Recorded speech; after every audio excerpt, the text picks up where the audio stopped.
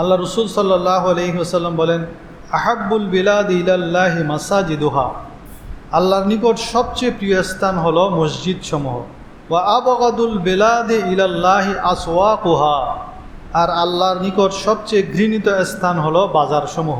যে ব্যক্তি আল্লাহর সন্তুষ্টি লাভের উদ্দেশ্যে একটি মসজিদ নির্মাণ করে, আল্লাহ রব্বুল আলামিন জান্নাতের মধ্যে তার জন্য একটি ঘর তৈরি করবেন। সবাই বলেন সুবহানাল্লাহ।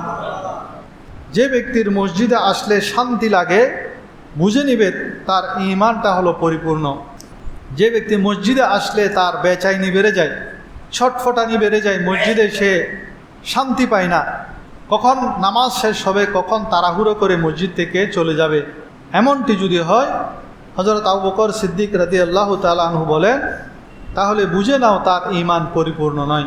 আলহামদুলিল্লাহ আলহামদুলিল্লাহ নাহমাদুহু ওয়া নাস্তাঈনুহু ওয়া নাস্তাগফিরুহু ওয়া নু'মিনু বিহি ওয়া নাতাওয়াক্কালু আলাইহি ওয়া নাউযু বিল্লাহি মিন শুরুরি আনফুসিনা ওয়া মিন সাইয়্যাতি আ'মালিনা মান ইয়াহদিহিল্লাহু ফালা মুদিল্লা লাহু ওয়া মান ইউদ্লিলহু ফালা হাদিয়া লাহু ونشهد أن لا إله إلا الله وحده لا شريك له ونشهد أن سيدنا وسندنا ونبينا وحبيبنا ومولانا محمدا عبده ورسوله الذي أرسله بالحق بشيرا ونذيرا وداعيا إلى الله بإذنه وسراجا منيرا.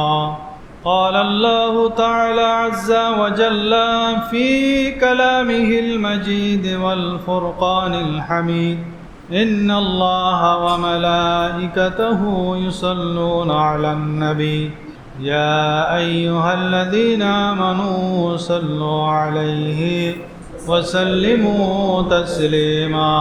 صلى الله على سيدنا محمد وآله وصحبه. أعوذ بالله من الشيطان الرجيم. بسم الله الرحمن الرحيم. إنما يعمر مساجد الله من آمن بالله واليوم الآخر وأقام الصلاة وآتى الزكاة. صدق الله مولانا العظيم وصدق رسوله النبي الكريم ونحن على ذلك لمن الشاهدين والشاكرين والحمد لله رب العالمين. ربي صل وسلم وبارك عليه.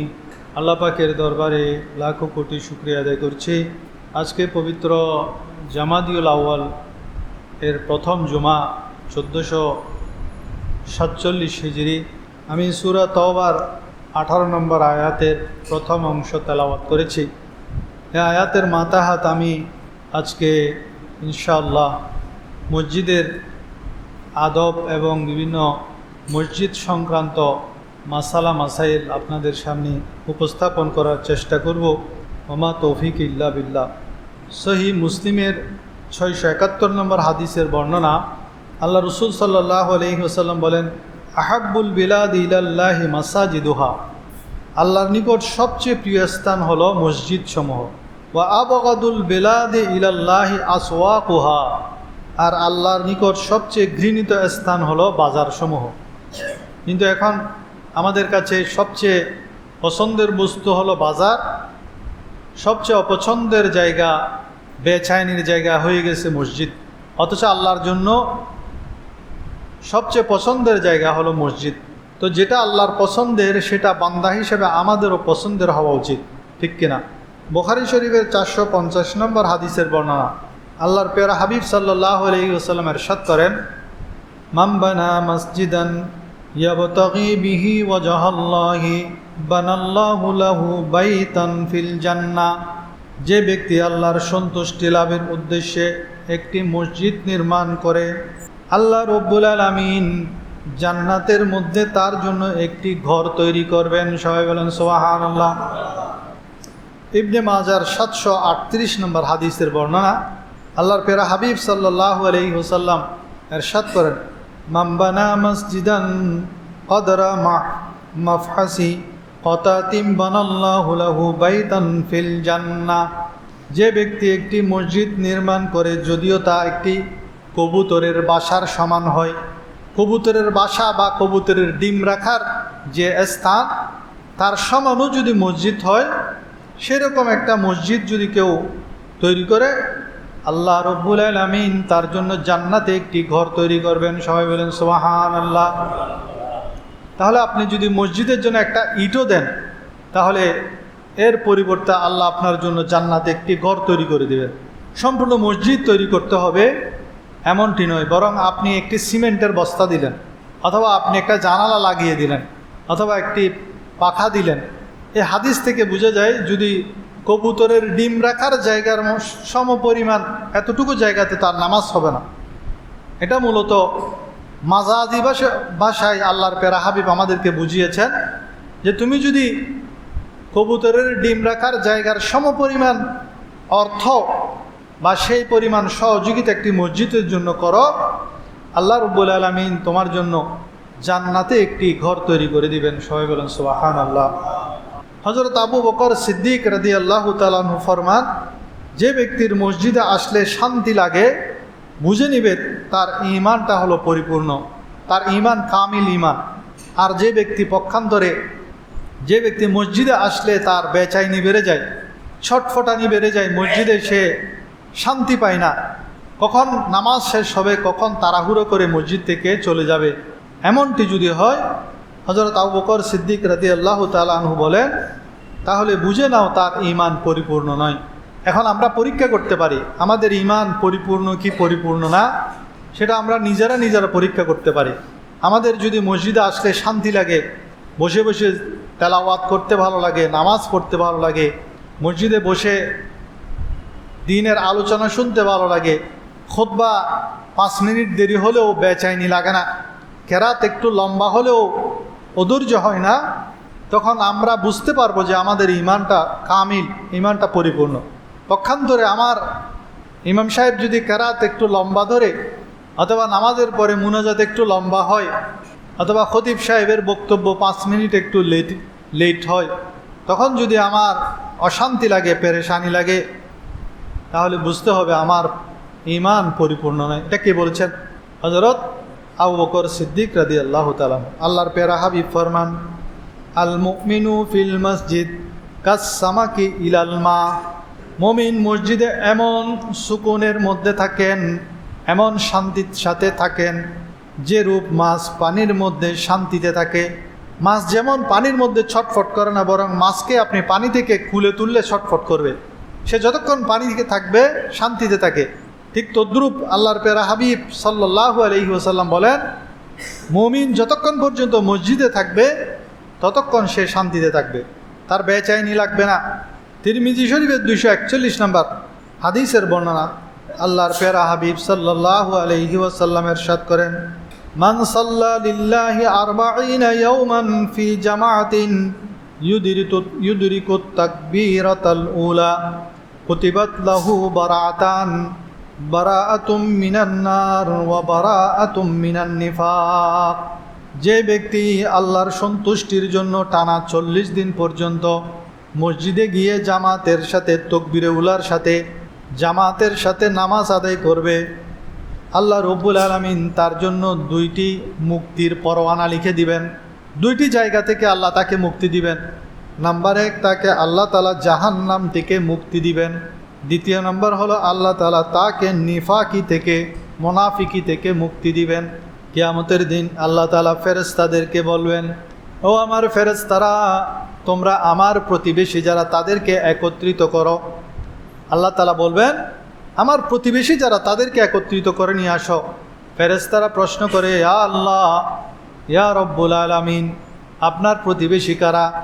তখন আল্লাহ তাআলা বলবেন, যারা আমার মসজিদকে আবাদ রাখত, সব সময় 5 ওয়াক্তে 5 বার মসজিদের সাথে নিজেদেরকে সম্পৃক্ত রাখত, তারা হলো আমার প্রতিবেশী। যারা বা জামাতে নামাজ আদায় করত, মসজিদের খেদমত আঞ্জাম দিত, তারা হলো আমার প্রতিবেশী। তাদেরকে তোমরা জমা করো। সবাই বলেন সুবহানাল্লাহ। তাহলে মসজিদকে যত আবাদ করবেন, মসজিদে সাহায্য সহযোগিতা করবেন, মসজিদের নামাজের মাধ্যমে সাহায্য করা, মসজিদের মধ্যে সুশৃঙ্খলভাবে বসে থাকা, এটাও মসজিদকে আবাদ করার মতো। মসজিদে এসে বিশৃঙ্খলা করা, এটা মসজিদে আবাদ করার বিপরীত। মসজিদের মধ্যে এসে দুনিয়াবি কথা না বলা, এটাও মসজিদকে আবাদ করার মতো। মসজিদের বিভিন্ন উন্নয়নমূলক কাজের মধ্যে অংশগ্রহণ করা, আন্তরিকভাবে সহযোগিতা করা। তো যারাই এই সমস্ত কাজ করে, 5 ওয়াক্তে 5 বার মসজিদে জামাতের সাথে নামাজ পড়ে, এদেরকে আল্লাহ রাব্বুল আলামিন নিজের প্রতিবেশী বলেছেন। সবাই বলেন সুবহানাল্লাহ। আল্লাহ তাআলা আমাদেরকে আল্লাহর প্রতিবেশী হওয়ার তৌফিক দান করুন। সরকারে দু আলম সাল্লাল্লাহু আলাইহি ওয়াসাল্লাম বলেন, কিয়ামতের নিকটে এমন এক সময় আসবে, মানুষ মসজিদকে রাস্তা বানাবে, মসজিদের মধ্যে দিয়ে আসা যাওয়া করবে, কিন্তু তারা সেখানে 2 রাকাত নামাজ পড়ার তৌফিক হবে না। যেমন মসজিদের মধ্যে প্রস্রাব পায়খানা করার জন্য আসবে, দুপুরের প্রচণ্ড গরমের মধ্যে মসজিদের বারান্দায় এসে ঘুমাতে আসবে, মসজিদের ফ্যান ছেড়ে ঘুমাবে, মসজিদের কল থেকে পানি নিয়ে যাবে, টয়লেট ব্যবহার করবে, কিন্তু তবুও তাদের 2 রাকাত নামাজ পড়ার সুযোগ হবে না। এটা কিয়ামতের আগের নমুনা আল্লাহ রসুল সাল্লাল্লাহু আলাইহি ওয়াসাল্লাম বলেছেন। সেই সময়টা আমরা দেখি বিভিন্ন জায়গায় মসজিদের পানি ব্যবহার করে, টয়লেট ব্যবহার করে মসজিদের মধ্যে এসে ঘুমায়, কিন্তু মসজিদে 2 রাকাত নামাজ পড়ার তার তৌফিক হয় না। তাদের ব্যাপারে আল্লাহ রসুল সাল্লাল্লাহু আলাইহি ওয়াসাল্লাম আফসোস করে বলেছেন, আমার উম্মতের লোকেরা কিয়ামতের আগে এই কাজগুলো করবে। আল্লাহ তাআলা আমাদেরকে এই কাজ থেকে বিরত থাকার তৌফিক দান করুন। বাইহাকি শরীফের 2728 নম্বর হাদিস, যারা মসজিদের সাথে অন্তরকে জড়িয়ে রাখে, সে কিয়ামতের দিন নিরাপত্তার সাথে পলসিরাত পার হবে। পলসিরাত পার হতে তার কোনো বাধা বিপত্তি আসবে না। বুখারী শরীফের 660 নম্বর হাদিস, কিয়ামতের দিন 7 প্রকার লোককে আরশের ছায়ার মধ্যে স্থান দেয়া হবে। তার মধ্যে একটি হলো ওয়ারাজুলুন কলবুহু মুআল্লাকুন ফিল মাসাজিদ, সেই ব্যক্তি যার অন্তর মসজিদের সাথে জড়িয়ে থাকে। সে 1 ওয়াক্ত নামাজ পড়ে আর 1 ওয়াক্ত নামাজ কখন আজান দিবে সেই দিকে সে সব সময় খেয়াল রাখে।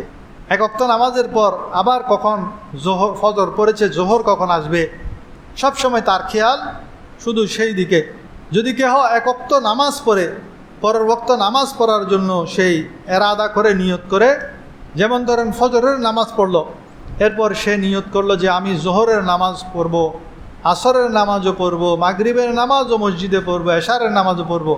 এই যে 1 ওয়াক্ত নামাজের পর 2য় ওয়াক্ত নামাজের জন্য সে মনের মধ্যে আকাঙ্ক্ষা পোষণ করে, ইচ্ছা পোষণ করে, তাহলে আল্লাহ না করুক সে ফজরের নামাজ পড়েছে, ফজরের নামাজ পড়ে গিয়ে জোহরক্ত আসার আগ অপেক্ষার মধ্যে আছে, সে নিয়ত করেছে জোহরের আজান যখন দিবে তখন সে মসজিদে এসে নামাজ পড়বে, কিন্তু দুর্ভাগ্যবশত সে জোহরের আগে যদি ইন্তেকাল করে, আল্লাহর প্যারা হাবিব বলেন তাহলে তার মৃত্যুটা শহীদি মৃত্যু হবে। সবাই বলেন সুবহানাল্লাহ।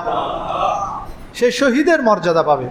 সেজন্য আমাদের মনের মধ্যে সবসময় 1 ওয়াক্ত নামাজের পর 2য় ওয়াক্ত পরের ওয়াক্ত নামাজের জন্য মনের মধ্যে আকাঙ্ক্ষা পোষণ করতে হবে। সরকারে দু আলম সাল্লাল্লাহু আলাইহি ওয়াসাল্লাম মক্কা থেকে মদিনায় হিজরত করে সর্বপ্রথম নিজের ঘর তৈরি করেন নাই, তিনি প্রথমে মসজিদে কোবা তৈরি করেছেন। নিজের ঘর আবাদ করার আগে আল্লাহর ঘর আবাদ করেছেন।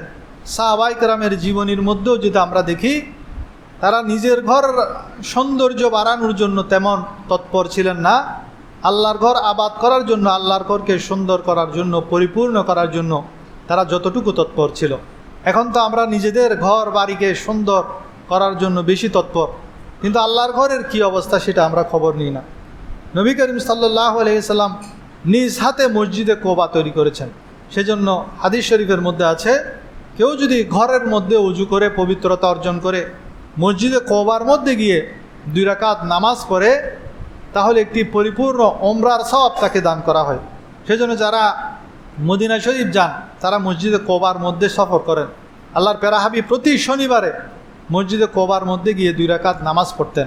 তা আমাদেরও যদি তৌফিক হয়, তাহলে আমরাও যদি মদিনা শরীফ যাওয়ার তৌফিক হয়, মসজিদে কোবাতে গিয়ে 2 রাকাত যদি নামাজ পড়ি, তাহলে একটি পরিপূর্ণ ওমরার সওয়াব আল্লাহ আমাদেরকে দান করবেন। এই মসজিদে কোবা আল্লাহর প্যারা হাবিব সাল্লাল্লাহু আলাইহি ওয়াসাল্লাম নিজ হাতে তৈরি করেছেন। সরকারে মদিনা সাল্লাল্লাহু আলাইহি ওয়াসাল্লাম ইরশাদ করেন, যেই লোক সদা মসজিদকে আবাদ করে, মসজিদে নামাজ পড়ে, জিকির আজকার করে, মসজিদের সেবা করে, সে যখন অসুস্থ হয়ে যায় তখন ফেরেশতারা ওই ব্যক্তির সেবা শুশ্রূষা করার জন্য তার ঘরের মধ্যে চলে যায়। সবাই বলেন সুবহানাল্লাহ। আপনি 5 ওয়াক্তে 5 বার মসজিদে আসেন, কিন্তু হঠাৎ আপনি অসুস্থ হয়ে গেলেন, মসজিদে আসতে পারতেছেন না।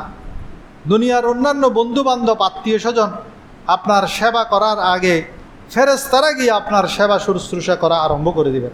তাহলে ফেরেশতাদের সেবা পাওয়ার জন্য আমাদের কি করতে হবে? 5 ওয়াক্তে 5 বার মসজিদের মধ্যে এসে নামাজ পড়তে হবে। আল্লাহ তাআলা আমাদেরকে তৌফিক দান করুন। অপর হাদিসের মধ্যে আছে, যখন কোনো লোক মসজিদে আসে, নিয়মিত মসজিদে নামাজ পড়ে, মসজিদকে আবাদ রাখে, সে মসজিদে থেকে বের হওয়ার আগেই মসজিদ তার জন্য দোয়া করে। কি দোয়া করে? হে আল্লাহ, এই লোক তোমার ঘরকে আবাদ করেছে, তুমিও তার ঘরকে আবাদ করে দাও। আমরা যদি মসজিদের মধ্যে 5 ওয়াক্তে 5 বার আসি, মসজিদকে আবাদ করি, জিকির আজকার করি, নিয়মিত নামাজ পড়ি, কোরআন তেলাওয়াত করি মসজিদের মধ্যে এসে, এটাই হলো মসজিদকে আবাদ করা। মসজিদের অন্য মুসল্লির যাতে অসুবিধা না হয়, আমার কারণে অন্য মুসল্লির যাতে সমস্যা না হয়, এটাই হলো মসজিদের আবাদ করা। মসজিদের সব কাজের মধ্যে নিজেকে জড়ানো, ভালো কাজসমূহ করার মধ্যে সহযোগিতা করা, এটা হলো মসজিদকে আবাদ করা। তো এই ধরনের মুসল্লি যখন মসজিদ থেকে বের হয়, তখন সেই মসজিদ ওই ব্যক্তির জন্য দোয়া করে, হে আল্লাহ, এই লোকটি তোমার ঘরকে আবাদ করেছে, তুমি তার ঘরকে আবাদ করে দাও। আজকাল আমাদের ঘরের মধ্যে অশান্তি, পেরেশানি, বিভিন্ন ধরনের বিপদ, এর একমাত্র কারণ হলো আমরা মসজিদকে আবাদ করি না। আমরা যখন মসজিদের সাথে নিজেদেরকে সম্পৃক্ত করে ফেলব, তখন দেখবেন আল্লাহ রব্বুল আলামিন আমাদের ঘরের সকল পেরেশানি দূর করে দিয়েছেন। সেজন্য যারা ঘরের পেরেশানি নিয়ে অভিযোগ করেন, তাদের উচিত মসজিদের কাজে লেগে যাওয়া, মসজিদের সাথে সম্পর্ক বাড়িয়ে দেওয়া। আল্লাহ তাআলা আমাদেরকে তৌফিক দান করুন। পক্ষান্তরে যারা মসজিদের মধ্যে মসজিদের ক্ষতি করতে চায়, মুসল্লিদের ক্ষতি করে, মসজিদ যাতে আবাদ না হয় সেই চিন্তা করে, মসজিদ যাতে ধ্বংস হয়ে যায় সেই চিন্তা করে, মসজিদের মধ্যে এসে কোন্দল করে ফিতনা ফাসাদ করে, তাদের ব্যাপারে আল্লাহ তাআলা বলেন, আউযু বিল্লাহি মিনাশ শাইতানির রাজিম, ওয়ামান আযলামু মিম্মান মানা'a মাসাজিদাল্লাহি আন ইউযকারা ফিহা ইসমুহু ওয়া সা'a ফি খরাবিহা উলাইকা মা কানা লাহুম মান ইয়াদখুলুহা ইল্লা খায়িফিন লাহুম ফিদ দুনিয়া খিজিয়ুন ওয়া লাহুম ফিল আখিরাতি আযাবুন আযীম। যারা মসজিদ সমূহের মধ্যে আল্লাহর জিকির করতে, ইবাদত করতে বাধা প্রদান করে, তাদের জন্য শাস্তি হলো লাহুম ফিদ দুনিয়া খিজিয়ুন, দুনিয়ার মধ্যে আছে তাদের জন্য লাঞ্ছনা, ওয়া ফিল আখিরাতে আযাবুন আযীম, এবং পরকালে আছে ভয়াবহ শাস্তি। তাহলে দুনিয়ার লাঞ্ছনা বঞ্চনা থেকে যদি বাঁচতে হয়, পরকালের আযাব থেকে যদি বাঁচতে হয়, তাহলে আমাদেরকে কি করতে হবে? মসজিদকে আবাদ করতে হবে। আল্লাহ তাআলা আমাদেরকে তৌফিক দান করুন। মসজিদে ধ্বংস করা, মসজিদের ইবাদতে বাধা দেওয়ার মধ্যে, মসজিদের আশেপাশে আপনি যদি উচ্চস্বরে গান বাজনা করেন, এটাও একটা মসজিদে বাধা দেওয়ার মতো। উচ্চস্বরে গান বাজানো অথবা মসজিদের মধ্যে উচ্চস্বরে কথা বলা এবং মসজিদের মধ্যে ইবাদতের বিঘ্ন ঘটানো, এমনকি আপনি একজন নামাজ পড়ছেন, তার পাশে আপনি উচ্চস্বরে কোরআন তেলাওয়াত করা, এটাও নিষেধ। আপনি কেন ওনার নামাজের মধ্যে ব্যাঘাত ঘটাবেন? আপনি এমন আওয়াজ তেলাওয়াত করবেন যাতে নামাজের ব্যাঘাত না ঘটে, সেই দিকে আমাদের খেয়াল করতে হবে। তাছাড়া আমাদের বর্তমান জামানায় এত বিপদ আপদের আরেকটি কারণ হলো মসজিদ সমূহ নিরাপদ নয়। এই যে গত 15-20 দিন আগে আমাদের এলাকার একটি মসজিদ ভেঙে নতুনভাবে গড়ে তুলেছে। তো নতুনভাবে গড়ে তোলার পর সেখানে সবাই নতুন নতুন কোরআন শরীফ দিয়েছেন। দিনে দুপুরে 10টার দিকে মসজিদ খোলা ছিল, 40টা কোরআন শরীফ চুরি করে নিয়ে গেছে। কোরআন শরীফ, নাউজুবিল্লাহ। অনেক জায়গা থেকে মসজিদ থেকে ঘড়ি চুরি করে নিয়ে যায়, ফ্যান খুলে নিয়ে যায়, মাইক খুলে নিয়ে যায়, এমন ঘটনাও ঘটে। এমনকি বাথরুমের চপ্পল পর্যন্ত নিয়ে যায়। মুসল্লিদের জুতাগুলো যদি চামড়ার হয়, নতুন হয়, একটু বাইরে রাখার সুযোগ নেই। তো যারা এইসব করে, মসজিদের মধ্যে খারাপই করে, তাদের ব্যাপারে আল্লাহ তাআলা বলেছেন তাদের জন্য দুনিয়ার মধ্যে তো লাঞ্ছনা আছে, আখেরাতের মধ্যে দর্দনাক আযাব রয়েছে। যারা মসজিদকে বিরান করার কাজে ভূমিকা পালন করছে, সেজন্য এই সমস্ত মসজিদের মধ্যে যারা এইসব খারাপই করে তাদের ঘরের মধ্যে শান্তি হবে না, তাদের ঘর বিরান হয়ে যাবে, ধ্বংস হয়ে যাবে তারা। আমাদের মসজিদের প্লাস্টিকের লোটাটা পর্যন্ত অনেক জায়গায় শিকল দিয়ে বেঁধে রাখতে হয়, এমন একটা অবস্থা। প্লাস্টিকের লোটা অনেক জায়গায় দেখি শিকল দিয়ে বেঁধে রাখছে। তো সেজন্য এই সমস্ত কাজ যারা করে তাদেরকে মসজিদ থেকে চুরি করা, মসজিদের চপ্পল চুরি করা, এসব থেকে বেঁচে থাকতে হবে।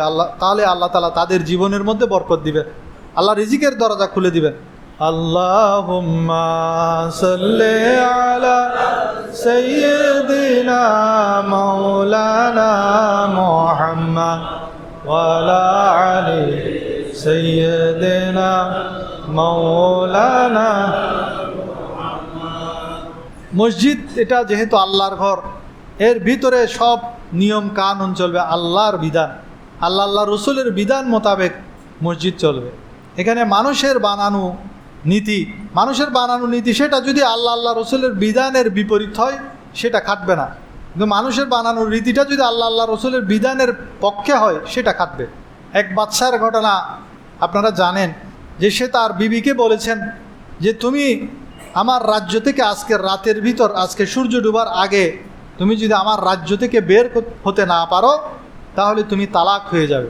উনি একটু অহংকার করে, ওনার রাজ্যটা বড় ছিল, স্ত্রীকে বুঝাতে চাচ্ছে যে তুমি আজকের দিনের ভিতর সফর করে তুমি আমার রাজ্য পার হতে পারবে না। এটা যখন বলছেন বিবি তো বুঝে গেল যে হাই হাই, এত বড় রাজ্য থেকে আমি কিভাবে বের হব, তাহলে তো নিশ্চিত আমি তালাক হয়ে যাব। এখন রাজা যখন আবেগের বশে এই কথা বলে ফেললো, পরবর্তীতে আবার হুজুরদের কাছে গিয়ে ফতোয়া তালাশ করা আরম্ভ করলো। হুজুররা বলে যে না, এটা তো সম্ভব না, আপনার এত বিশাল রাজ্য থেকে আপনার স্ত্রীকে কিভাবে বার করবেন, বের যেহেতু হতে পারবে না তাহলে তালাক হয়ে যাবে।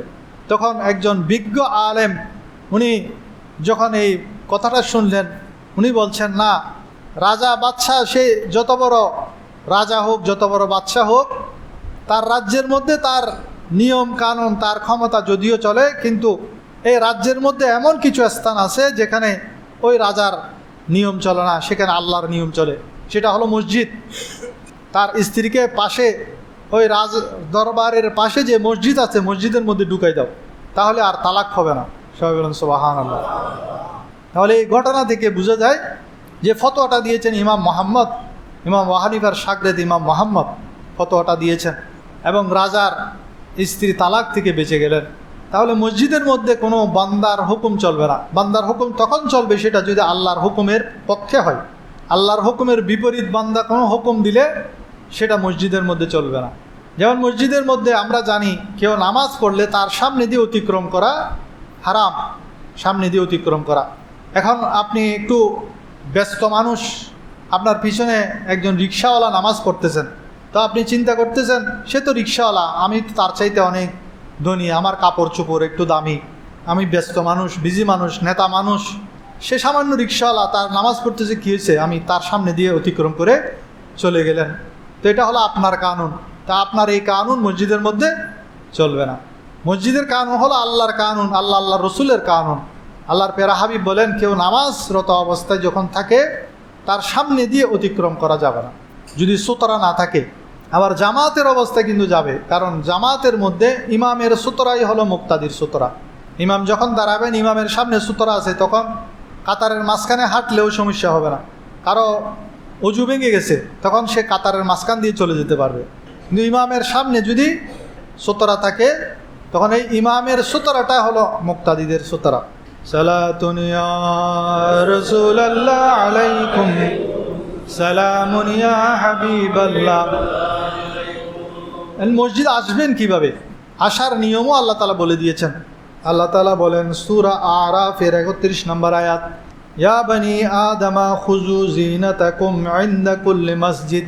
হে বনি আদম, তোমরা প্রত্যেক নামাজের সময়, মসজিদে উপস্থিত হওয়ার সময় তোমরা সৌন্দর্যপূর্ণ পোশাক পরিধান করো। সুন্দর সুন্দর পোশাক পরে অলিমায় আসতে বলে নাই আল্লাহ, সুন্দর সুন্দর পোশাক পরে বিয়ে অনুষ্ঠানে যেতে বলেন নাই, সুন্দর সুন্দর পোশাক পরে সফর যেতে বলেন নাই, বিয়ের বাড়িতে যেতে বলেন নাই। সুন্দর পোশাক পরে আল্লাহ তাআলা মসজিদ আসতে বলেছেন, কিন্তু আল্লাহর সেই হুকুম আমরা মানি না। আমরা যেই কাপড়টা নোংরা, যেটা পরে বিয়ের বাড়িতে যাওয়া যাবে না, আত্মীয় স্বজনের বাড়িতে যাওয়া যাবে না, সেটা আয়রন করে সুন্দর করে বাস করে রেখে দিই। মসজিদে যখন আসবো তখন আমরা আয়রন ছাড়া, যেটা দিয়ে ঘামের দুর্গন্ধ, সারাদিন যেটা নিয়ে আমি অফিস করেছি, ব্যবসা করেছি, সেই দুর্গন্ধযুক্ত কাপড় পরিধান করে আমরা মসজিদে চলে আসি। অথচ আল্লাহ তাআলা বলছেন, ইয়া বনি আদম খুযু যিনাতাকুম ইনদা কুল্লি মসজিদিন। ইমাম আজম আবু হানিফা রহমতুল্লাহ আলাইহি সবচেয়ে সুন্দর পোশাক যেটা, সেটা পরিধান করতেন, আমামা বাঁধতেন, খুশবু লাগাতেন, তারপর মসজিদে আসতেন। ওনাকে 5 ওয়াক্তে 5 বার এমন সাজগোজ করে মসজিদের মধ্যে আসতেন। ওনাকে প্রশ্ন করা হলো, তখন তিনি এই আয়াতটির কথা বললেন, সূরা আল আরাফের 31 নম্বর আয়াত, বলে যে এটা তো আল্লাহর হুকুম, আমি আল্লাহর হুকুম পালন করছি, সেজন্য যথাসাধ্য সবচেয়ে ভালো পোশাক যেটা, সেটা পরিধান করে মসজিদে আসার চেষ্টা করবেন। তাছাড়া আফসোসের বিষয়, আমাদের কিছু যুবক ভাইয়েরা এদিকে জিন্সের প্যান্ট পরিধান করে আর এদিকে গেঞ্জি টি শার্ট পরিধান করে, যখন সেজদায় যায় তার সতর খুলে যায়। তো সতর খোলা থাকলে তার অজু ভেঙে যাবে। নামাজের মধ্যে সতর যদি খোলা থাকে 3 তসবিহ পরিমাণ, তার অজু ভেঙে যাচ্ছে, তো তার নামাজ তো হচ্ছে না। তো সেজন্য এমন পোশাক, ঢিলা ঢালা পোশাক, যাতে সতর খুলে না যায়, এই ধরনের পোশাক পরিধান করে আমাদের মসজিদের মধ্যে আসার চেষ্টা করতে হবে। মসজিদের বিবিধ বিধান আছে আমরা যেগুলো জানি না। যেমন 1 নাম্বার হলো, মসজিদের টাকা পয়সা সেটা আপনি সওয়াবের নিয়তে চিন্তা করছেন, আমার মসজিদে তো অনেক টাকা, আমি মাদ্রাসায় দিয়ে দিই, এটা জায়েজ হবে না। মসজিদের টাকা মাদ্রাসায় দেয়া জায়েজ হবে না। 2 নাম্বার হলো, সুদের টাকা, হারামের টাকা মসজিদের মধ্যে ব্যয় করা জায়েজ হবে না। এমনকি জাকাত ফিতরের টাকাও মসজিদের মধ্যে দেয়া জায়েজ নেই। সুদের টাকা কি করবেন? সুদের টাকা সেটা আপনি কোনো একজন গরিবকে সওয়াবের নিয়ত ছাড়া দিয়ে দিবেন। আপনি ব্যাংক থেকে সুদ পেয়েছেন, সেটা তো আপনিও খাবেন না, আপনি খেলেও হারাম হবে। এখন সেটা আপনার করণীয় কি? আপনি যদি ব্যাংকে বলেন যে আমি নিব না সুদ, তো ব্যাংকওয়ালা তারা সেটা কি করবে? ব্যাংকওয়ালা খেয়ে ফেলবে। তো আপনি কি করবেন? তাদের থেকে নিয়ে ফেলবেন, নিয়ে আপনি এই সুদের টাকাটা একজন গরিবকে, অসহায় মিসকিনকে সওয়াবের নিয়ত ছাড়া দিয়ে দিবেন। আমি 2000 সালে যে আমাদের ছাড়িয়ার এখানে এক মসজিদে জুমা পড়াতাম, সেখানে এক লোক, উনি বেশ কিছু টাকা এই সুদের টাকা পেয়েছেন। তো উনি আমার কাছে এসে জিজ্ঞেস করেন যে, হুজুর, আমি তো অনেকগুলো টাকা পেয়েছি, আমি চাচ্ছি আমাদের এই রাস্তাটা মেঠো রাস্তা, রাস্তার একটা কালভার্ট তৈরি করে দিতে টাকা দিয়ে, আমি পারবো কি না? তো আমি উনাকে বললাম যে আপনি পারবেন, তবে সেটা হিলা করতে হবে। এই টাকাটা আপনি একজন গরিবকে সওয়াবের নিয়ত ছাড়া দিবেন, এবং দেওয়ার সময় তাকে বলে দিবেন, সে যদি চায় তাহলে সে যেন এই কালভার্টটা তৈরি করে দেয়, তৈরি করে যা টাকা বাঁচবে, উদ্ধৃত হবে, সেটা সে রেখে দিবে। তো এটাও উনি ফতোয়া জিজ্ঞেস করার পরে উনি এরপরে আমাকে একটা পকেট থেকে ফতোয়ার কাগজ একটা বের করে আমাকে দেখালেন যে, হুজুর, আপনি যেই ফতোয়া দিয়েছেন হুবহু সেই ফতোয়া আমি অলরেডি নিয়ে আসছি। প্রত্যেকে হাঁটাদারি মাদ্রাসা থেকে। উনি আমাকে পরীক্ষা করছেন প্রথমে। তো সবার তো আবার সব কিছু জানা থাকে না, কিন্তু এই মাসালাটা আমার জানা ছিল, সেজন্য আমি বলেছি। কিন্তু উনি যে ফতোয়াটা লিখে এনেছেন, সেখানেও একই কথা লিখে আছে যে সুদের টাকা সেটা যদি তার কাছে থাকে, সেটা সে একজন গরিবকে সওয়াবের নিয়ত ছাড়া দিয়ে দিবে, এবং সেই গরিবকে বলবে যে আমি চাইছিলাম এটা দিয়ে আমি একটা কালভার্ট তৈরি করতে। কারণ সুদের টাকা দিয়ে জনকল্যাণমূলক কাজ করাও জায়েজ নেই, সেটা শুধু কোনো গরিবকে সওয়াবের নিয়ত ছাড়া দিয়ে দিবে। এখন তাকে যখন দিয়ে দিলেন, এখন সেটা তার টাকা হয়ে গেল, এখন সে সেটা দিয়ে জনকল্যাণমূলক কাজ করে দিতে পারবে। তো আপনারাও সুদের টাকা যদি কেউ পান, সেটা গরিব মিসকিন যারা, তাদেরকে সওয়াবের নিয়ত ছাড়া দিয়ে দিবেন। হারাম উপার্জনকারীর চাঁদা মসজিদের কাজে ব্যবহার করা যাবে না। তবে হ্যাঁ, আমরা সন্দেহ করতে পারবো না, একজন লোককে আমি বলতে পারবো না এই হারাম উপার্জনকারী। সে যদি বলে, না, আমি যদিও হারাম উপার্জন করি, কিন্তু আমার টাকাটা হালাল, আমি মসজিদে যে টাকাটা দিচ্ছি এটা হালাল, খবরদার। কারো যদি হারাম উপার্জন থাকে, আপনারা হারাম উপার্জন থেকে মসজিদে টাকা দিবেন না। তবে আপনি একটা কাজ করতে পারেন, আপনি কারো কাছ থেকে ধার নিতে পারেন, যার হালাল উপার্জন আছে তার কাছ থেকে আপনি ধার নিতে পারেন। ধার নিয়ে আপনি সেটা হালাল পদ্ধতিতে মসজিদের মধ্যে ব্যয় করতে পারেন। এখন যে ব্যক্তি দিচ্ছেন, তিনি যদি বলেন, তিনি যদিও হারাম উপার্জনকারী, তিনি নিজের মুখে যদি বলেন যে না আমার এই টাকাটা হারাম না, আমি মসজিদের জন্য দিচ্ছি, এটা হারাম টাকা থেকে দিচ্ছি না, বরং আমার একটা ইনকামের সোর্স আছে হালাল উপার্জনের, আমি সেখান থেকে দিচ্ছি, তখন সেটা আমরা গ্রহণ করতে পারবো। চতুর্থত ভিক্ষুক, ভিক্ষা করা ইসলামে সেটা সাপোর্ট করে না, সমর্থন করে না। কিন্তু একজন ভিক্ষুক সে কিছু টাকা জমায়, ভিক্ষার টাকা দিয়ে কিছু টাকা জমিয়ে সে একটা সিমেন্টের বস্তা মসজিদের জন্য নিয়ে আসলো, তখন সেটা নেওয়া জায়েজ আছে। তবে মসজিদের মধ্যে ভিক্ষা করা জায়েজ নেই। আমাদের মসজিদের মধ্যে অনেক সময় দেখবেন সালাম ফিরানোর পর কোণা থেকে একজন দাঁড়িয়ে যায়, ও আর এই সমস্যা আর সেই সমস্যা আর কিছুটা সাহায্য গজ্য এই সেই, এটা জায়েজ নেই। যারা মসজিদের মধ্যে ভিক্ষা করে তাদেরকে ভিক্ষা দেয়া জায়েজ নেই। বরং যে কারো যদি কোনো প্রয়োজন হয় সাহায্যের, সে ইমাম অথবা মুয়াজ্জিনের কাছে আসবে। ইমাম মুয়াজ্জিন যদি তাকে উপযুক্ত মনে করে তাহলে তার ব্যাপারে ইমাম মুয়াজ্জিন বলে দিবেন। সে বাহিরে দাঁড়াবে, মসজিদের ভিতর না, বাহিরে দাঁড়াবে, সেখানে তাকে সাহায্য সহযোগিতা করা যাবে। মসজিদের টাকা মসজিদের কাজে ব্যবহার হবে, মসজিদের টাকা ব্যবসার মধ্যে খাটানো জায়েজ হবে না। বাইরে একটা দান বাক্স দিয়েছেন মসজিদের, এখন ওই দান বাক্সের মধ্যে মুসলমানও টাকা দিচ্ছে, হিন্দুও টাকা দিচ্ছে, বৌদ্ধও টাকা দিচ্ছে, ও মুসলিমরাও টাকা দিচ্ছে, এই টাকা ব্যবহার করা যাবে কি না, কি বলেন? এখানে অনেক হিন্দু দেয় না টাকা, যাবে। কোনো দান বাক্স যদি থাকে, কোনো একজন অমুসলিম যদি সেখানে দান করে, তাহলে সেই টাকা মসজিদে ব্যবহার করা যাবে।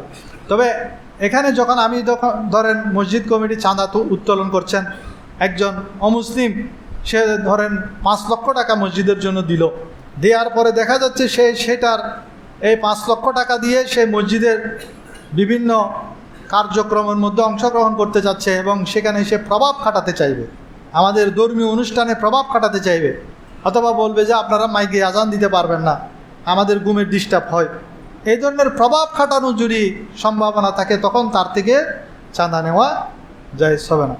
দ্বীনি প্রয়োজনে মসজিদ থেকে টাকা সংগ্রহ করা জায়েজ আছে। দ্বীনি প্রয়োজন কি? যেমন আমি কয়েক জুমা ধরে আপনাদের এই যে এলাকার কবরস্থানের জন্য চাঁদা কালেকশন করতেছেন মসজিদ কমিটির ভাইয়েরা, সেটা আমি বলতেছি এটা জায়েজ আছে। ধরেন ঈদে মিলাদুন্নবী হবে, সেটার জন্য চাঁদা কালেকশন করা, তারাবির নামাজ তো আবার চাঁদা নিয়ে টাকা নিয়ে সেটা অবৈধ, সেটা আবার ভিন্ন মাসালা। মসজিদ পরিচালনা সংক্রান্ত মসজিদের খরচের জন্য এই ধরনের দ্বীনি কাজ, যেগুলা দ্বীনি কাজের জন্য মসজিদের মধ্যে চাঁদা চাওয়া এটা জায়েজ আছে। তবে জবরদস্তি চাঁদা তোলা, আপনি যদি কারো কাছ থেকে জোর জবরদস্তি টাকা উত্তোলন করেন, সেই টাকা মসজিদে ব্যবহার করা জায়েজ নেই। অনেকের টাকা কুড়িয়ে পেলে, রাস্তার মধ্যে কুড়িয়ে টাকা পেলে সেটা মসজিদের দান বাক্সে দিয়ে দেয়। খবরদার, কুড়ানো টাকা আপনি যখন কুড়িয়ে পাবেন সেটা আপনাকে কমপক্ষে 1 বৎসর এলান করতে হবে। আপনার তখন দায়িত্ব হয়ে যাবে এই কুড়ানো টাকার আসল মালিকের কাছে টাকাটা পৌঁছিয়ে দেওয়া। 1 বৎসর আপনাকে যথাসাধ্য প্রচার করতে হবে। প্রচার করার পর যদি আপনি না পান, আপনি যদি নিশ্চিত হয়ে যান এই টাকার মালিককে আমি আর খুঁজে পাবো না, তখন আপনি একজন গরিবকে ওই মালিকের পক্ষ থেকে দান করে দিবেন। দান করার পর যদি ওই মালিক আসে, যথাযথ প্রমাণ নিয়ে আসে, তখন কিন্তু আপনার থেকে সেটা কি করতে হবে? পরিশোধ করতে হবে। কোরবানির চামড়া মসজিদে দান করা, কোরবানির পরিপূর্ণ চামড়াটা যদি আপনি দিতে চান, মসজিদ কমিটিকে দিয়ে দিলেন, মসজিদ কমিটি সেটা বিক্রি করে সেই টাকা মসজিদে ব্যবহার করতে পারবে। কিন্তু আপনি যদি কোরবানির পশুর চামড়া বিক্রি করে ফেলেন, তখন সেই টাকা থেকে আপনি মসজিদে দিতে পারবেন না, সেই টাকাটা গরিবকে দিতে হবে। সে টাকার হকদার তখন গরিব মিসকিন হয়ে যাবে, গরিব মিসকিনকে দিবেন। কিন্তু আপনি চাইলে ধরেন মসজিদ কমিটি মিলে কোরবানির পশুর চামড়া উত্তোলন করতেছেন, তাদেরকে দিতে পারবেন, অথবা মতোয়াল্লিকে দিতে পারবেন। বললেন যে এই চামড়াটি আমি মসজিদের জন্য দিচ্ছি, তো মতোয়াল্লি সেই চামড়াটি বিক্রি করে সেই টাকা মসজিদের কাজে ব্যবহার করতে পারবে। মসজিদের কাজের জন্য কেউ চাঁদা দিল, এখন সেই চাঁদা দিয়ে আপনি মসজিদের জন্য দোকান তৈরি করলেন, সেটা জায়েজ হবে না। মসজিদের ভিতরের কাজের জন্য টাকা দিছে, সে টাকা দিয়ে আপনি দোকান বাঁধলে সেটা জায়েজ হবে না। তবে মসজিদে যদি জায়গা থাকে, সে জায়গার মধ্যে দোকান তৈরি করা, মসজিদের সুবিধার্থে সেই দোকানের ভাড়া পাবে, মসজিদের কাজে ব্যবহার করতে পারবে, তাহলে সেক্ষেত্রে মসজিদের জায়গার সামনে যদি খালি জায়গা থাকে সেখানে দোকান উত্তোলন করা জায়েজ আছে।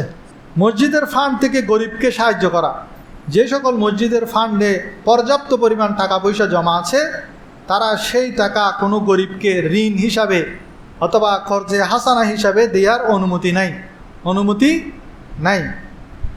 বড় মসজিদ, আমাদের এই মসজিদটা কি বড় না ছোট? বড় মসজিদের পরিমাপ কত? বড় মসজিদের পরিমাণ হলো দৈর্ঘ্য হবে 40 হাত, প্রস্থ হবে 40 হাত। যে মসজিদের দৈর্ঘ্য এবং প্রস্থ 40 হাত সেটা বড় মসজিদের হুকুমের মধ্যে পড়ে। অনেক জায়গায় আমাদের হাটাতারি একটা মসজিদ আছে, নিচে দোকান উপরে মসজিদ। এখানে যদি এই মসজিদের মধ্যে যদি আপনি মুরাদপুরে একটা আছে মনে হয়, নিচে দোকান উপরে মসজিদ, হ্যাঁ। তো আহকামে মসজিদ কিতাবের মধ্যে, কিতাবের 78 পৃষ্ঠা থেকে আমি মাসালাটা স্পষ্ট লেখা আছে, যেই জায়গার মধ্যে নিচে দোকান উপরে মসজিদ, সেখানে গিয়ে আপনি নামাজ পড়লে নামাজ তো হবে, কিন্তু আপনি মসজিদের যে সওয়াব সেটা পাবেন না। মসজিদের যে সওয়াব সেটা থেকে আপনি বঞ্চিত হবেন। আবার মসজিদের মেহরাব, এই যে মেহরাবের মধ্যে আমরা দাঁড়াই, অনেকের প্রশ্ন, কিরে উজুর দিয়ে তোর জায়গা ভালাই নেই, এটা বাদ দিকে দিয়ে ইয়ানোর কারণ কি? এই বাহিরে দাঁড়ানোর এই মাসালাটা আমি শিখছি। আমি যখন ফাজিলে পড়ি তখন আমি সিবাতলি একটা জায়গা, সেখানে জুমা পড়াইতে গেছি। তো জুমা পড়াইতে গিয়ে সেখানে দেখি মসজিদের মধ্যে মুক্তাদির মধ্যে আসছে কে জানেন? গহিরা মাদ্রাসার প্রিন্সিপাল মৌলানা নুরুল মোলাব্বর, চিনেন না আপনারা? মৌলানা নুরুল মোলাব্বর রহমতুল্লাহ আলাইহি, উনি ইন্তেকাল করেছেন, অনেক বড় দরজার আলেম। দেখি উনি সেখানে নামাজ পড়। আমি তখন ছাত্র মানুষ, আমার তো কাঁপাকাঁপি শুরু হয়ে গেছে। এরপরও প্রস্তুতি যা নিয়ে গেছি, বক্তব্য তো রাখলাম। হুজুর মোটামুটি সন্তুষ্ট হয়েছেন, হুজুরই মূলত ইন্টারভিউ নিচ্ছেন। এখন আমি যখন মসজিদের মেহরাবে দাঁড়াইছি, আমি একটু ভিতরে করে, যেহেতু হুজুর পিছনে দাঁড়াইছে, আমি আদবারতে একটু ভিতরে দাঁড়াইলাম। তো হুজুর আমাকে সাথে সাথে মাসালাটা বলে দিলেন, বলে যে মসজিদের মেহরাবের ভিতরে দাঁড়ানো জায়েজ নেই, মেহরাবের বাইরে দাঁড়াতে হবে। কারণ আমার নবীর যুগে মেহরাব এটা ছিল না। মেহরাব এটা পরবর্তীতে তাবি অথবা ওমর ফারুক রাদিয়াল্লাহু তাআলা আনহুর যুগে এই মেহরাবটা হয়েছে। সেজন্য মসজিদে যখন নামাজ পড়বে, নামাজের সময় ইমামকে একটু বাইরে দাঁড়াইতে হবে। সেজন্য এই দেখেন, এখানে প্রত্যেক মসজিদে দেখবেন ইমাম সাহেবের দাঁড়ানোর জায়গাটা মসজিদের সীমানার ভিতরে থাকে। তো মেহরাবের বাইরে দাঁড়িয়ে ভিতরে সেজদা দিয়ে যাবে, কিন্তু ভিতরে দাঁড়িয়ে নামাজ পড়াটা কি? মাকরুহ। মসজিদে প্রবেশ করার সময় ডান পা দিয়ে প্রবেশ করবেন এবং মসজিদে প্রবেশের আল্লাহুম্মা আফতাহ লি আবওয়াবা রাহমাতিকা এই দোয়াটি পড়বেন। প্রবেশের সময় যদি সেখানে লোক থাকে যারা নামাজ বা ইবাদতের মধ্যে লিপ্ত, তখন সালাম করার দরকার নেই। আর যদি নামাজে ব্যস্ত না থাকে, তখন আপনি সেখানে কি করবেন? সালাম দিবেন। আর মসজিদে যদি কেউ না থাকে, তখন বলবেন আসসালামু আলাইনা ওয়া আলা ইবাদিল্লাহিস সালিহিন। কেউ যদি না থাকে, তখন কি বলবেন? আসসালামু আলাইনা ওয়া আলা ইবাদিল্লাহিস সালিহিন। মসজিদে হারানো জিনিস তালাশ করা জায়েজ নেই। এ ব্যাপারে প্রিয় নবীজি বদদুয়া করেছেন, লা রদ্দুল্লাহি আলাইকা, আল্লাহ তাআলা তোমার হারানো বস্তু ফিরিয়ে না দিক। একজন ব্যক্তি তার হারানো বস্তু নামাজের পরে খুঁজতেছে, ও আর এই জিনিস আর গিয়ে আল্লাহ রাসূল সাল্লাল্লাহু আলাইহি ওয়াসাল্লাম সাথে সাথে তাকে বদদুয়া করছেন, আল্লাহ তাআলা তোমার এই হারানো বস্তুটা ফিরিয়ে না দিক, লা রদ্দুল্লাহি আলাইকা। সেজন্য হারানো বস্তু মসজিদে তালাশ করা জায়েজ না। হারিয়ে গেলে আপনি ইমাম সাহেবকে ছোট আস্তে করে বলবেন যে হুজুর আমার ঘড়িটা হারাই গেছে, আপনি একটু খোঁজ করে দেন। তখন ইমাম সাহেব আপনাকে সেটা এলান করে দিবেন। তবে কিছু পাওয়া গেলে, আপনি ধরেন অজুখানার মধ্যে একটা ঘড়ি পেলেন, সেটা এনে ইমাম সাহেবকে দিবেন। ইমাম সাহেব এলান করতে পারবেন যে আমরা একটা জিনিস পেয়েছি, বা টাকা পেয়েছি, বা ঘড়ি পেয়েছি। কারো হারিয়ে থাকলে আপনারা নিয়ে যাবেন। মসজিদের মাইকের মধ্যে জানাজার নামাজের ঘোষণা করা জায়েজ আছে। মসজিদের মধ্যে পরে এসে মুসল্লিদের ঘাড়ের উপর দিয়ে টপকে টপকে আগের কাতারে আসা জায়েজ নেই। মসজিদের মধ্যে আঙ্গুল ফুটানো জায়েজ নেই। মসজিদে দুনিয়াবি কথাবার্তা বলা, দুনিয়াবি কথা যখন বলবেন, তখন ফেরেশতারা বলবে যে চুপ থাকো। এরপরও যখন আপনি কথা বলবেন, তারপর ফেরেশতারা বলবে হে আল্লাহর শত্রু, তুমি চুপ থাকো। এরপরও যদি আপনি কথা বলেন, তখন ওই ফেরেশতারা লানত করে বলে আল্লাহর লানত, তুমি চুপ থাকো। সেজন্য মসজিদের মধ্যে কোনো দুনিয়াবি কথাবার্তা, আলাপ আলোচনা থেকে আমাদের বিরত থাকতে হবে। 29 নম্বর হলো, মসজিদে প্রবেশ করে যদি মাকরু ওয়াক্ত না হয় এবং ফরজ নামাজের ওয়াক্ত নিকটবর্তী না হয়, তাহলে 2 রাকাত তাহিয়াতুল মসজিদ নামাজ পড়বেন।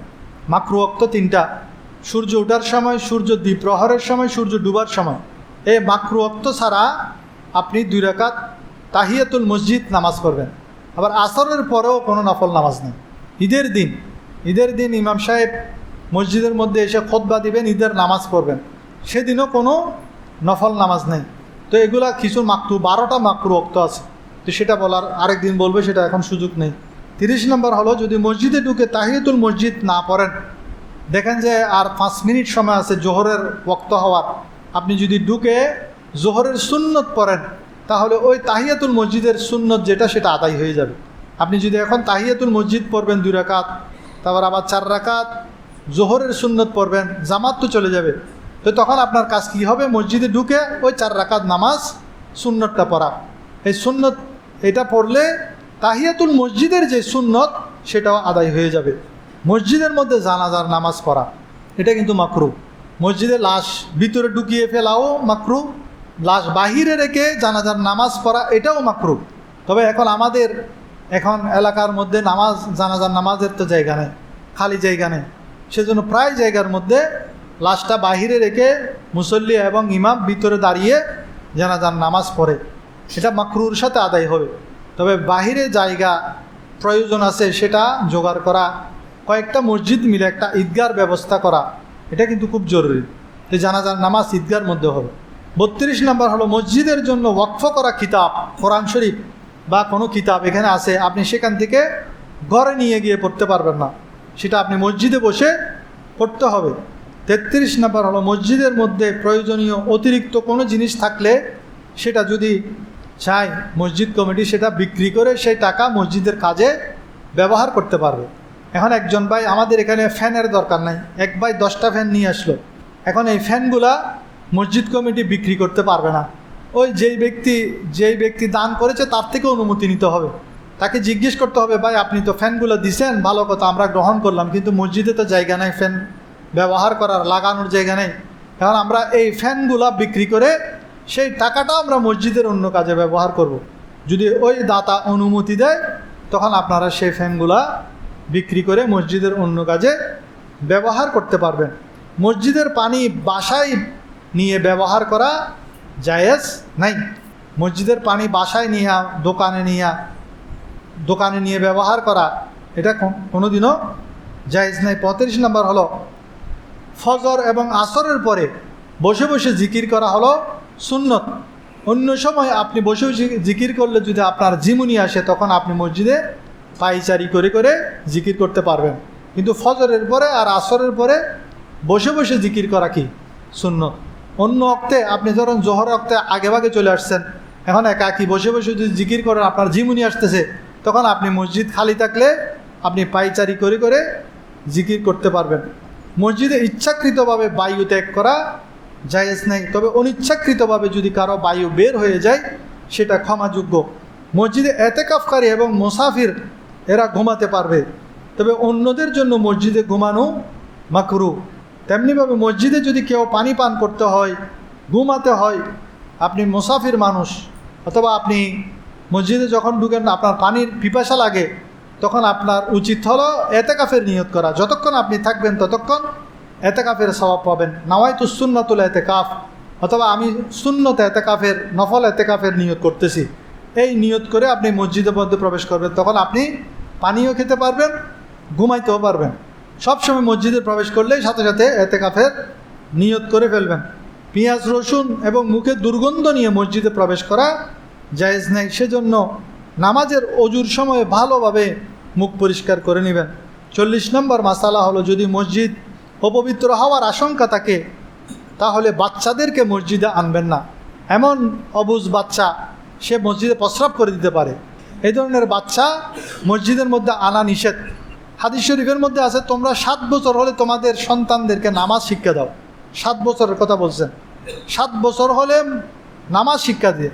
আর বাচ্চাটা যদি বুঝ হয়, সে মসজিদের আদব কায়দা জানে, মসজিদে কারো নামাজের বিঘ্ন ঘটাবে না, কাতারের সামনে সামনে দৌড়াবে না, এমন বাচ্চা যদি হয়, ভদ্র নম্র হয়, তাহলে তাকে আনতে পারবেন। হাদিস শরীফের মধ্যে আছে, নবী করিম সাল্লাল্লাহু আলাইহি ওয়াসাল্লাম পাগল এবং বাচ্চাদের থেকে মসজিদকে মুক্ত রাখতে বলেছেন। মসজিদের মধ্যে পাগল এবং বাচ্চাদেরকে আনতে নিষেধ করেছেন। আর বাচ্চারা যদি আসে, 6-7 বছরের বাচ্চা, 8 বছরের বাচ্চা, তাদেরকে পিছনের কাতারে দাঁড় করাতে বলেছেন। সবাইকে পিছনের কাতারে। এখন মানুষের মাঝে মাঝে দাঁড়ানোটা মাকরুহ, সেজন্য বাচ্চাদেরকে একদম পিছনের কাতারে দিতে হবে। 42 নম্বর মাসালা হলো, দাতা যদি মসজিদে লাগানোর জন্য পাখা দেয়, একজন লোক মসজিদের জন্য পাখা দিয়েছেন, এখন সেই পাখা ইমাম সাহেবের রুমে লাগাইতে পারবে না। পাখা দিয়েছে মসজিদের জন্য, সেই পাখা কার রুমে লাগাইতে পারবে না? ইমাম সাহেব, কারণ তিনি তো দিয়েছেন মুসল্লি নামাজের জন্য, সেজন্য ওনার থেকে জিজ্ঞেস করে নিতে হবে, অনুমতি নিয়ে নিতে হবে। ওনাকে বলতে হবে আমাদের এখানে তো পাখা লাগানোর জায়গা নাই, এটা আমি ইমাম সাহেবের রুমে দিতে পারবো। উনি যদি অনুমতি দেন তখন আপনি ইমাম সাহেবের রুমে লাগাইতে পারবেন। নাপাক অবস্থায় মসজিদের মধ্যে প্রবেশ করা জায়েজ নেই। আপনি মসজিদের মধ্যে প্রবেশ করা যদি জরুরি হয় তখন আপনি দরকার হলে প্রয়োজনে তায়াম্মুম করে হলেও পবিত্রতা অর্জন করবেন। মসজিদে উচ্চস্বরে কথা বলা জায়েজ নেই। মসজিদে বসার জায়গা নিয়ে ঝগড়া করা জায়েজ নেই। শরীরের কোনো অংশ নিয়ে খেলাধুলা করা জায়েজ নেই। মসজিদের মধ্যে থুতু ফেলা, নাক পরিষ্কার করা জায়েজ নেই। মসজিদে ময়লা কাদাযুক্ত জুতা, ময়লা যাতে পড়ে, জুতা থেকে ধুলাবালি পড়ে, এসব নিয়ে মসজিদের মধ্যে প্রবেশ করা জায়েজ নেই। মসজিদে যতক্ষণ থাকবেন ততক্ষণ জিকির আজকার, দোয়া তেলাওয়াত, এবাদতের মধ্যে কাটাবেন। মসজিদে একামত হলে, অনেক সময় নামাজ শুরু হয়ে গেছে, একামত চলতেছেন অথবা ইমাম সাহেব নামাজ শুরু করে দিয়েছেন, মানুষ অজু করে দৌড়ে দৌড়ে আসে, গুরুম গুরুম গুরুম গুরুম আওয়াজ হয়, এটা জায়েজ নেই।